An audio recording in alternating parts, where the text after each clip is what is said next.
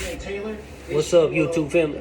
Day 100, 200 push-up challenge. Let's get it. Conspiring to distribute various illegal substances, including meth, cocaine, heroin, and fentanyl.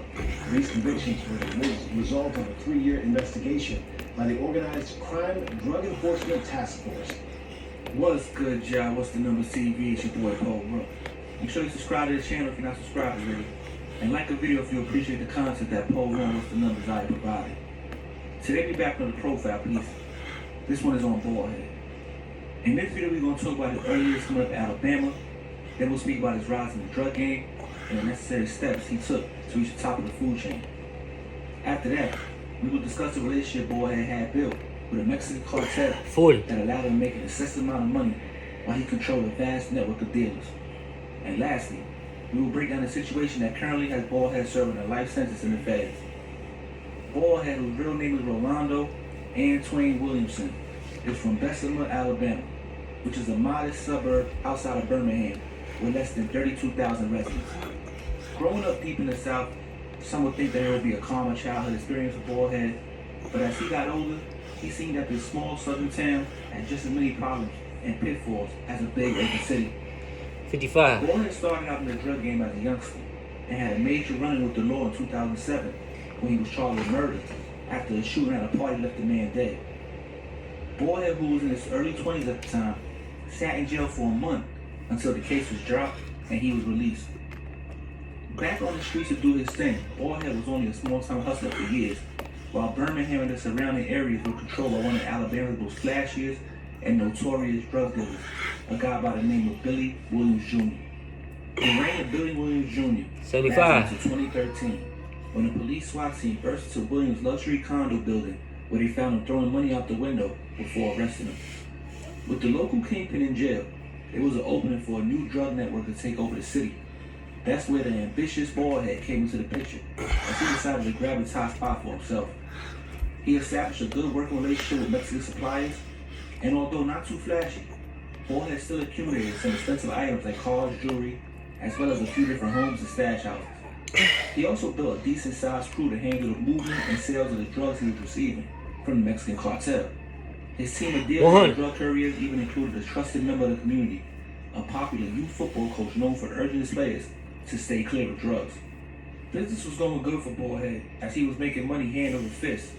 But little did he know, while he was building his drug network, FBI agents were building a case against him, waiting for their chance to take him down. The feds blamed the uptick in violence and drug dealing in the city on Ballhead and his organization, and made taking him down a top priority for the Bureau.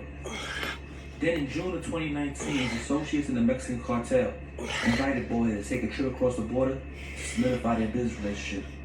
But Ballhead really wasn't the type to trust everybody. He actually worried that the trip could be a trap, as one of his Mexican associates back home in Bessemer warned Ballhead that he might be kidnapped, beaten, and held for a $100,000 ransom. The drug associate had been kidnapped by the Mexican cartel earlier that year, and his father had to sell the family home to secure his release. Ballhead, who was 33 at the time, heeded the warning and declined the invitation, but he continued to sell kilos of drugs for the cartel. He dodged one danger for the moment, but he didn't see that another one was lurking nearby, because back in Birmingham, one of his trusty drug couriers betrayed him, allowing investigators to listen in on their discussions about drug deals, putting Ballhead's freedom at risk. And eventually, in August of 2019, just 2 months after he declined the cartel offer to come visit Mexico, Ballhead was arrested by the Vice and Narcotics Unit of the Jefferson County Sheriff's Office and charged with a bunch of drug trafficking charges, as his home and stash houses were raided at the time of his arrest.